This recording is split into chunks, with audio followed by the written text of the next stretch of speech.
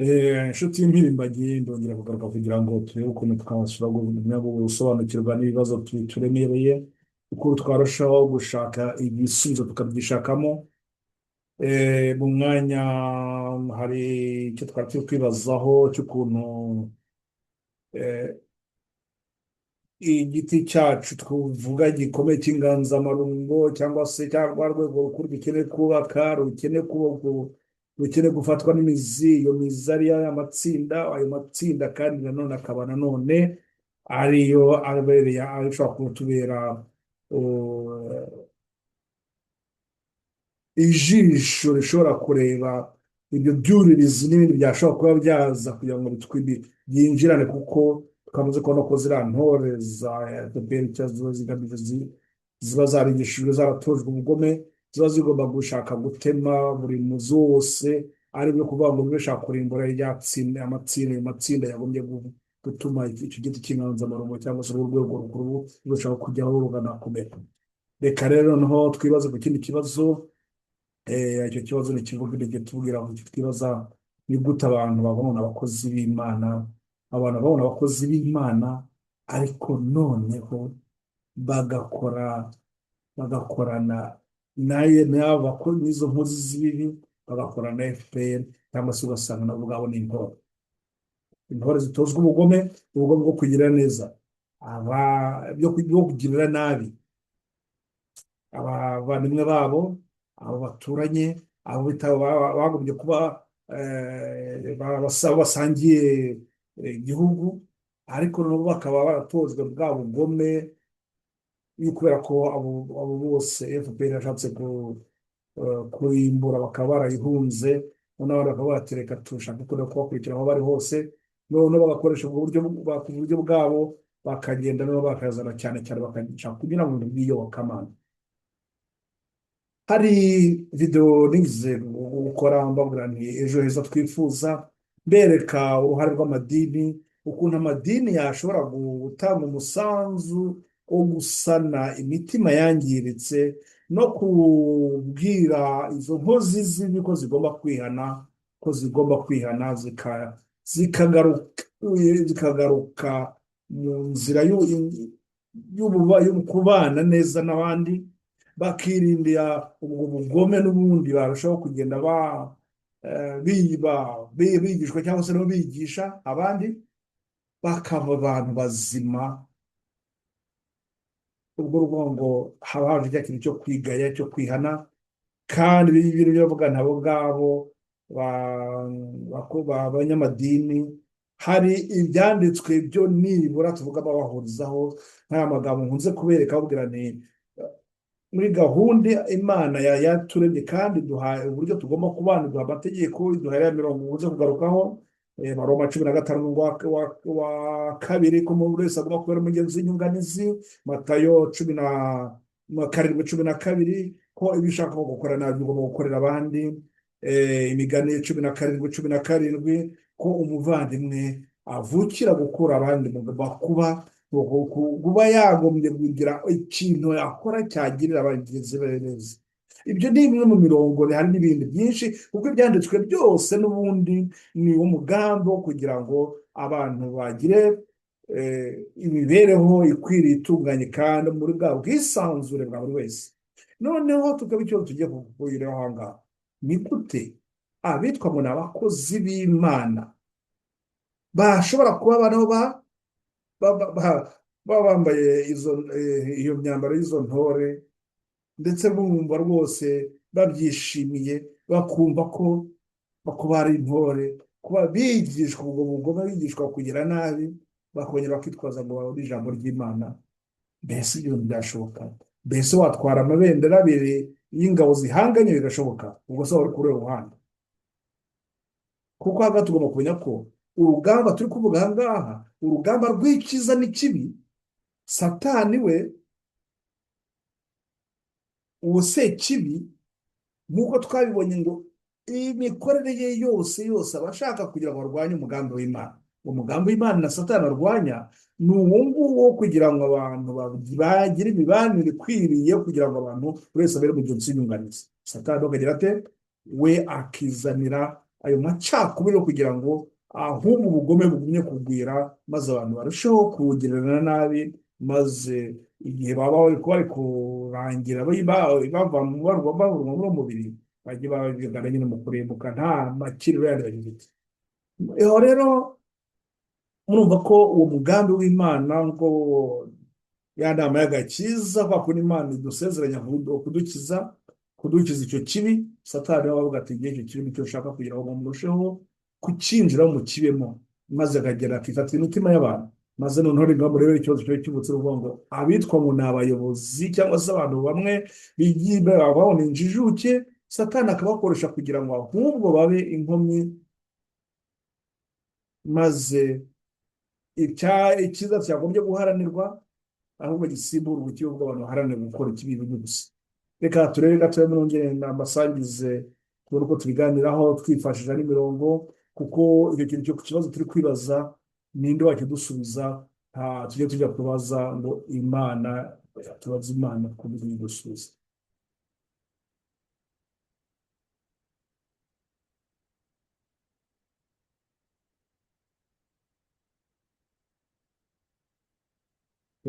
Ubwo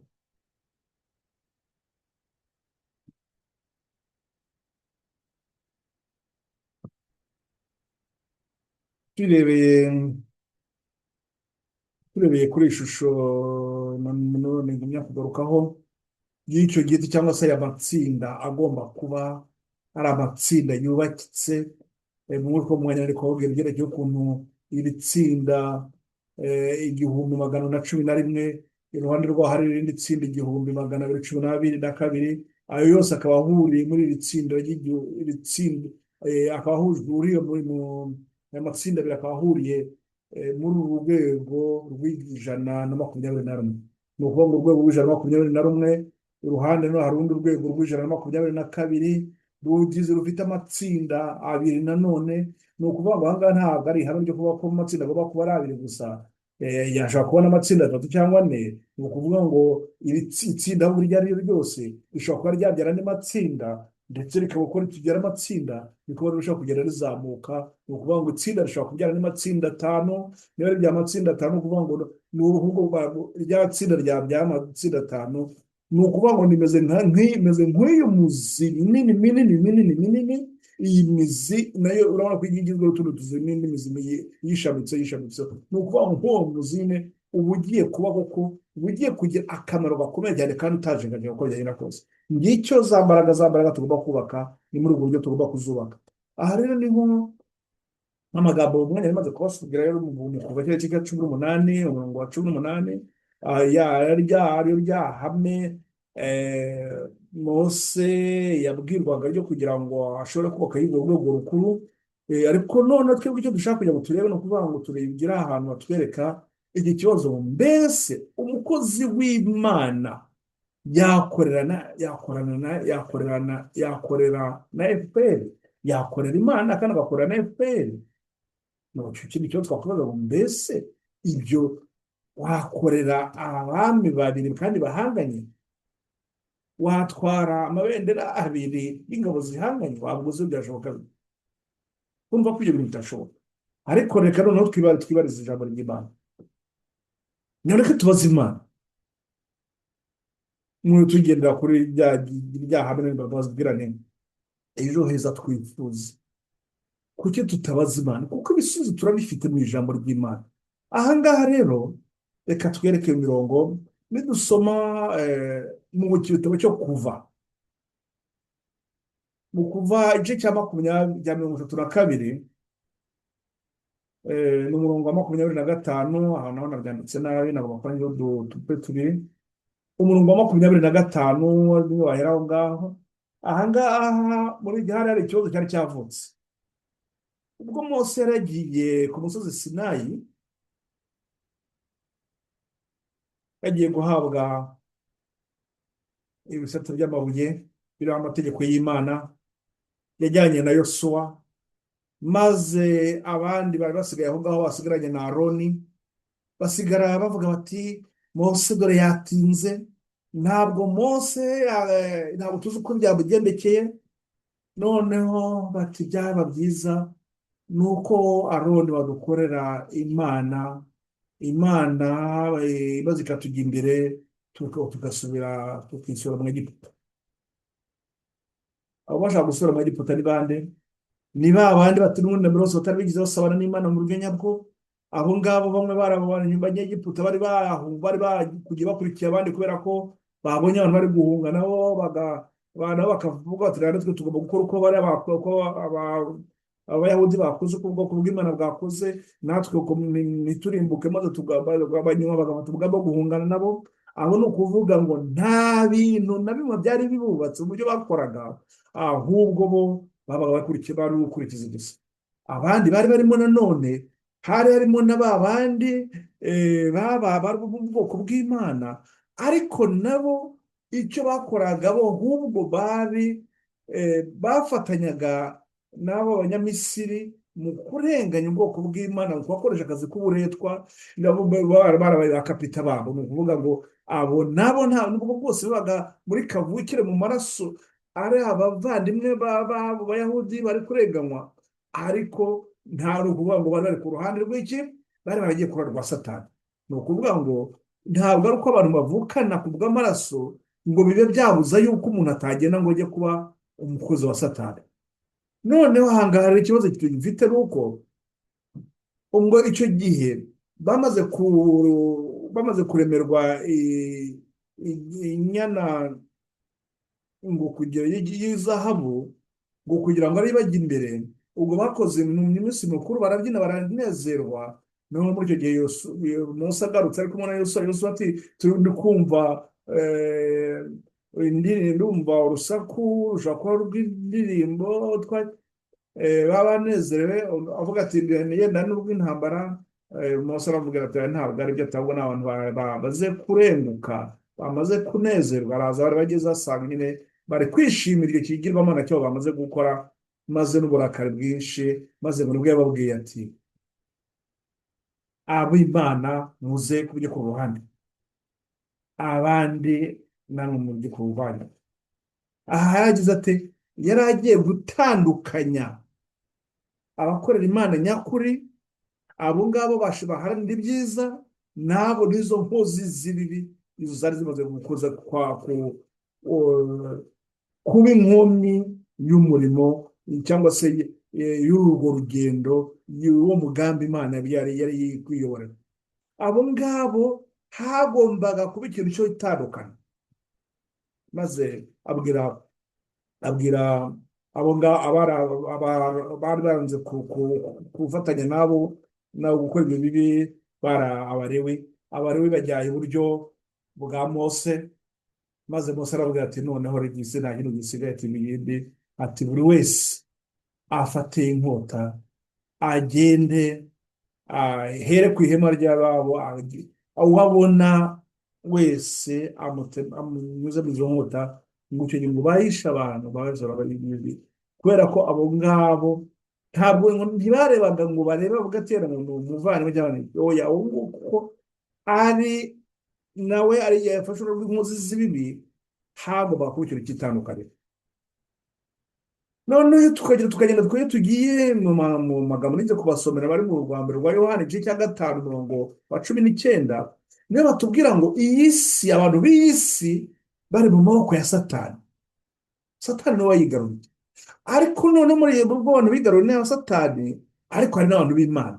abantu b'Imana rero tuzabanya dute? turagenda tukabona muri rwambere rwa Yohana igice cya 3 umurongo guhera ku murongo wa mbere, ukaba wakomeza ugasoma igice cyose. ntabwo mfata umwanya wo kugira ngo mfate Bibiliya nsoma amagambo, ariko ayo magambo niho ari. ubwo mwebwe ubwanyu mwagenda mugasoma, mukagenda mureba, mukavuga ngo hari amagambo ndetse atangiye atubwira ngo mbega urukundo data wa twese yadukunze, mwajya kutwita ngo abana b'Imana. akatugira abana b'Imana, yatugize abana b'Imana kuko yaduhaye amahame n'amabwiriza, tweretse inzira tugomba kugendamo kandi twemera kwishikamamo. ubwo tuvuga ngo mu nshingano duhabwa ni izo gufasha n'abandi kugera muri iyo nzira.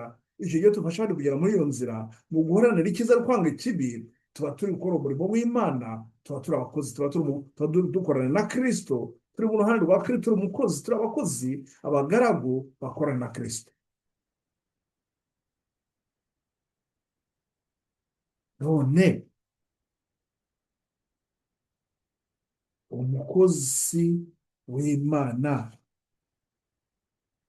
yakorana na FPR gute? Uwo mukozi w'Imana yaba intore gute? Uwo mukozi w'Imana yajya gutozwa ibyo kugira nabi ndetse akabirahirira, akarahira agakora iyo ndahiro yo kuzagirira abandi nabi.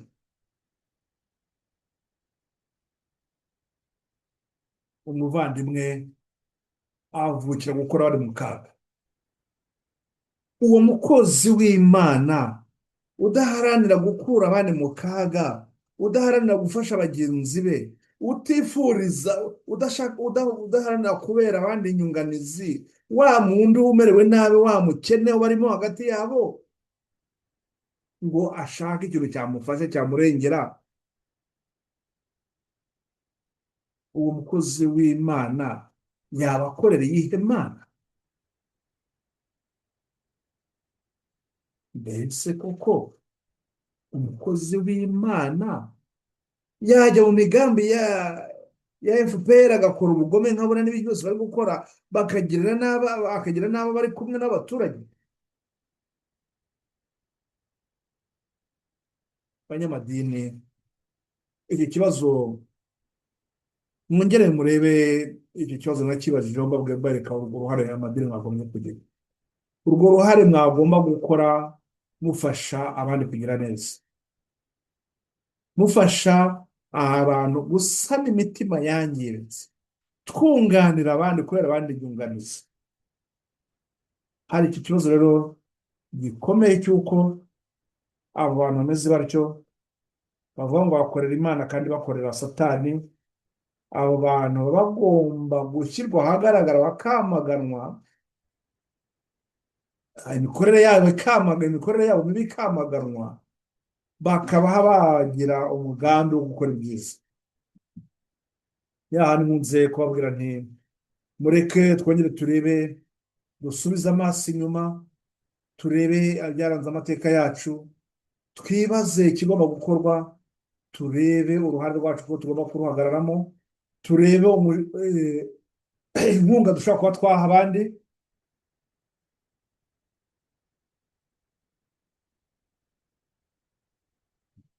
Ikibi cye kutunesha, ahubwo tukinesheje icyiza.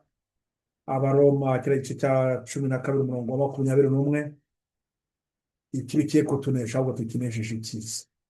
Buri gihe cyose twumve ko tugomba guharanira gukora icyiza, ikibi tugitera umugongo, twumve ko hari ikibi tugomba kwamagana, tugomba gucyaha, twumve ko hari n'icyiza tugomba guhamagarira abandi no gutoza abandi kukibamo no gukora neza. Iyo uvuga icyo kintu cyo kuba twatoza abandi gukora icyiza, harimo mu kiganiro kirangiye twavuze umwanya turi kuvuga ibyerekeye n'ukuntu intore zitozwa gukora ububi, gukora ubugome, zikaba muri ubwo bugome kandi zikaba ari gutema buri muzoro wose. Hari aho nababwiraga ntizigomba kwihana kuko ejo atarahaza. Ibyo ngibyo ntabwo ejo tuba tuhazi, ntabwo ari ahacu. Ibi bintu bagomba kubitekereza kubera ko amateka agenda yisubiramo. Ya magambo twabonye mu gitabo cy'Umubwiriza igice cya mbere umurongo wa 9 n'uwa 10 tuvuga ngo nta gishya munsi y'ijuru, ibyabaye n'ibyongera bikaba. Amateka rero agenda yisubiramo. Ntabwo twagombye kwibwira ngo ejo nkameze hati ngo ni ahacu. Ba bandi muri za ndahiro zabo bagenda bagira nyine bagikora izo ndahiro zo gukora ubugome, bakabyiyemeza rwose, bagasa nk'aho babyisabira. Ni ukuvuga ngo ni nk'isengesho iyo bari kurahira, ni nk'isengesho baba bari kuzamura bavuga ngo duhe tuzajye tuba abagome, tube ruharwa, twice, tugire turoge, tugire ibyo bintu biba bikururira, ni akaga bari kwikururira. Kuko ejo kuko atari ahabo, baba bagomba kwitondera ibyo bintu. niho rero bagiye kurwanya uruhande bwanyu, mwakwihannye, nimwihane mugare umutima muzima. ibwo kwihana cyaba ari igisubizo cyiza, kuko ni inzira buri wese aba agomba kunyuramo kugira ngo ave mu kibi. kuva mu kibi ni ukuvuga ngo biba bisaba ko icyo gihe umuntu ashobora kwibwira mu mutima akavuga ko abona ko hari ikibi yagambiriye kitari gikwiriye, hari ikibi yakoze kitari gikwiriye, cyangwa se ko hari icyo yagombaga kuba yarakoze yirengagije.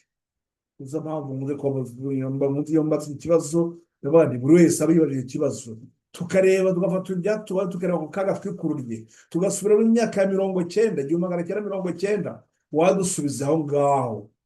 none buri wese akibaza akareba akavuga ati ni igiki nakoze ntagomba kuba narakoze.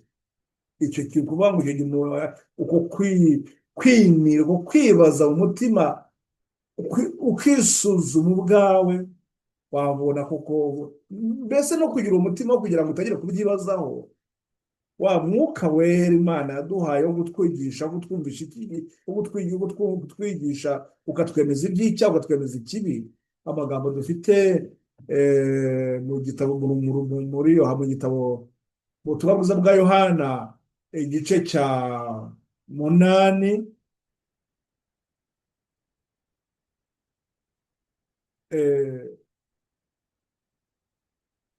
igice cya ubutumwa bwiza bwa ntabwo ari nibeshye gatoya, 16.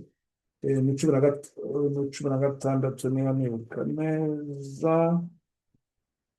reka ndebe nababwira ibitari byo. biba byambanye byinshi ku buryo nshaka kwibeshyaho umurongo.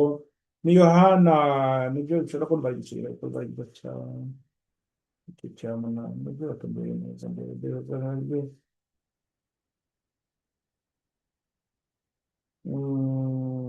Oya, 16 nibyo, 16.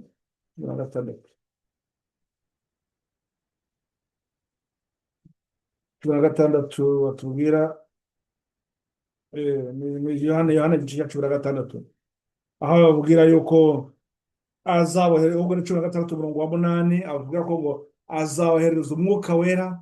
uwo mwuka wera azatwigisha akabiroso amagambo, ubwo azaza azatsinda ab'isi, abemeze iby'icyaha n'ibyo gukiranuka n'ibyo guca iteka. iby'icyaha kuko batanyizeye, n'ibyo gukiranuka kuko njya kwa data kandi namwe muzaba mutakimbona, n'ibyo guca iteka kuko umutware w'ab'iyi si aciriweho iteka. umwuka wera azatwigisha, azatwereka ayo makosa yacu twifiteho, azatuma tureba ikintu twakumvaga kuba twarakoze tutakoze, azatuma noneho twumva yuko tugomba gutangira urugendo, maze noneho muri ibyo niho dushobora kuzaragora tuti hari icyo nuko nirengagije gukora, yenda nagombye gukora ubu ngubu. ibi rero niyo mvuga ko ari inzira duhamagarirwa yo kugira ngo twihane. niyo nzira tutemewe kuyigendamo, iyo nzira rero tutemewe kuyigendamo bizatugora, ahubwo ni ukuvuga ngo niba tudashoboye kwihana hazaboneka abazaduhana. ubwo ni ukuvuga ngo aha ngaha hari uburyo bwo guhitamo, yemwe ntoragura amayugi, ntore za FPR, hari amahitamo mufite. nimwihane, nimutihannye, kandi nibyo byari byoroshye, n'ibindi by'Imana iri kubabwira, nibyo iri kubasaba, muzahura n'abazabahana. kandi abazabahana mbibwira ko bo iyo bahana ntabwo babikorana impuhwe, yabo barabahana pe. mushatse mwakwemereza impuhwe, umuhamagaro cyangwa se icyo kintu Imana ibahamagare. nuko rero icyo bizafasha ibyo bintu ni uko ibibazo bimeze bityo, iyo nzira nziza tuba dukeneye, iyo nzira niyo ishobora kuba yatuma dushobora kuzagira aho tugera twifuza heza, maze ikibi ntitugihe umwanya, ikibi ntikituneshe, ahubwo icyo tukakinesheje kiza. Ibi rero abo mwebwe baba mu bakozi b'Imana, murumva ko igihe mwaba muba mukorana na FPR muri intore, abizera bagombye kubatera umugongo, abo bose bagombye gutabaza ahubwo uyu mwuka wera ubabe hafi, ubu ushobore kubayobora muri iyo nzira yo gukiranuka. Ntabwo njya kure y'aha ngaha, sinshaka kubabwira byinshi cyane, namwe hagati yanyu muze murabibona, hari abo muba muri, hari aho muba muvuga ngo mugiye mwagiye guterana, ngo kandi noneho mwarangiza mugasanga abo bantu nyuma y'ayo materaniro ngaho nanone muri ako kanya bari kumwe muri ayo materaniro, bari abakozi b'Imana, baririmbaga indirimbo z'Imana, ariko noneho bavuye aho ngaho bagiye mu migambi ya yindi ya sekibi, ya yindi intore zitozwa, ya yindi yo kurimbura abatavugana rumwe nabo, ya yindi yo kugirira nabi abo bagombye kugirira neza. Mbese hari ibintu nkuza kwibaza, ese hari igihe bajya batekereza ko abo ngabo bari gucirwa ishyanga, babuzwa kuba basubira mu gihugu cyabo, mbese bumva ko babaho bishimye? Ntabwo birumvikana ko abantu batishimye, ariko no kugira ngo noneho mufate n'umugambi wo kubakurikira no kubasanga bari mu bice, hari ibyo muri gukora. Hano turi kugenda muri bucya, uko tuduha bujya bucya tukumva ngo kwahanahana, hari babujije mu buzima, hari uwo bishe. Gusa ibyo bintu kuko byari bikwiriye noneho, kandi noneho abandi babona abakozi b'Imana ugasanga nabo bafite umugambi. Icyo kintu nyaboneka, kwa kwihana gukenewe, biguharanira abantu bihane. Uko kwihana duhamagarira buri wese, yaba ayanze kandi kwihana, akamenya ko hari igihe kizagera akabona abamuhana, kandi abazamuhana hari igihe azahura n'abazamuhana kuko nta mbabazi nta mpuhwe, kandi aho yari gikwira ari uko yagombye gusubiza amaso inyuma, ngo akareba avuga ati ni igiki nagombaga kuba narakoze ntakoze, mbere nagumye kuba ndi kugikora ubu, mbese ni igiki nakoze ubu kitari gikwiriye, cyagombye icyo ngicyo, ndetse icyo kigomba gushengura umuntu umutima, kikamwumvisha ko atagomba kuzongera gutekereza no gukora ikibi. Wa mwuka wera ukamwumvisha ko icyo kintu ari kibi, akagira icyo kintu cyo kucyanga, akagarukira Imana mu buryo nyabwo, akaba umukozi w'Imana mu buryo nyabwo, akagira abandi inama zo kubakomeza, zo kubafasha, zo kubunganira, maze kandi iyo nshingano dufite yo gufasha abandi, kugira ngo barusheho nabo kugenda mu mugambi w'Imana wo guharanira ibyiza, uwo mugambi ukagerwaho. Ntabwo ndenga aha ngaha, ariko uzirikane yuko Satani afite amarabaganya bwinshi, akoresha uburyo bwinshi, cyane cyane ari kugira ngo ya matsinda yandi mbabwira ko dufite kwita imizi, ayo matsinda akwiriye kubakwa, kuko ni kuri ayo matsinda niyo azubaka urugo rukuru, niyo azarukomeza, nk'uko igiti cy'inganzamarumbu kiba gifashwe n'imizi ikomeye, ni nako ayo matsinda nayo azakomeza urwo rwego rukuru, maze urwo rwego rukuru nk'uko twabibonye mu kiriya gitabo cyo kuva igice cya 18, aho Yetiro sebukwe wa Mose yamubwiraga inama yo yo gushyiraho inzego aho ibibazo bigomba gukemurirwa, urwo rwego rukuru narwo rukazita kuri bya bibazo bikuru by'ingutu bituremereye, tujye tubibona aho bikemurirwa, ahubwo ari ahandi babwira yuko ingorane dufite nuko usanga hari umuntu, itsinda ry'abantu, ishyirahamwe runaka rivuga ngo rigiye kwita kuri ibyo bibazo kandi bitashoboka. Kiba ari ibibazo bigomba kujya kuri rwa rwego rukuru. Hari ibibazo biba bigomba kujya kuri urwo rwego rukuru izindi zose. Buri kibazo cyose kikajya gikemurirwa, maze ibintu bikarushaho ibisubizo bidufasha kuva mu kaga turimo bigashyirwa mu bikorwa. Ya matsinda, za mbaraga yubatse, izo mbaraga zikaba zituma dushobora kuva mu kaga turimo. Nuko rero mukomere mugumye kugira ishyaka ryo gushaka guharanira ibyiza no gukora ibyiza, naho utaha. Ariko reka nongere mbibutse yuko ntabwo mukuru nateganyaga kuba nagaruka kuza gukora izi video kuri iyi suje, kuri iyi nsanganyamatsiko, kuko ndumva nanjye nagiye nazazana video yo kusa nkaho nsoza ibiganiro turi kugirana kuri iyi ngingo. Nanjye nkabona byose byarumviswe, niyo ndunduro byose byumviswe, bityo noneho buri wese akamenya icyo agomba gukora mu mwanya we. Kuko nk'uko nababwiye, hari ibindi nasubitse bituma nza kuri iyi ngingo, kandi ndabona ko ndi kugenda ngera ku iherezo ryayo, n'ubaye nagombye kuyiha umusozo wayo.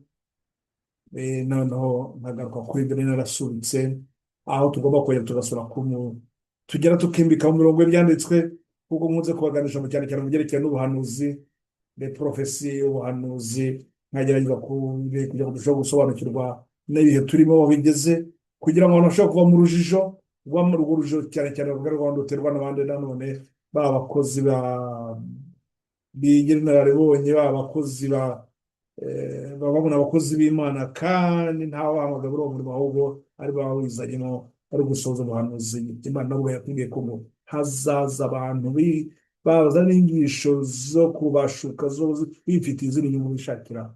Ariko ibyo babwira nti nubwo bwose hari bimwe na bamwe mudasobanukiwe, ariko ibyo musobanukiwe nimubwira abo bizera banyu ko ntawagomye kugira neza byose. Buri wese agomba kugira umurongo w'urukundo. Abaroma igice cya 12, igice cya 12, akumva ko agomba kunganira mugenzi we. Igice cya 15 umurongo wa 2, kubera umugenzi w'inyunganizi. Matayo 12, icyo ushaka wakora ukaba icyo nakorera abandi. Aya ni amagambo yoroshye yakumvikana kuri buri wese, kandi kurwanya ikibi no kugicyaha no gucanga ntabwo bibasaba ubuhanga bukomeye bundi. N'abanyamadini, nimufashe bagenzi banyu, mwubake ubumwe, musane imitima yangiritse.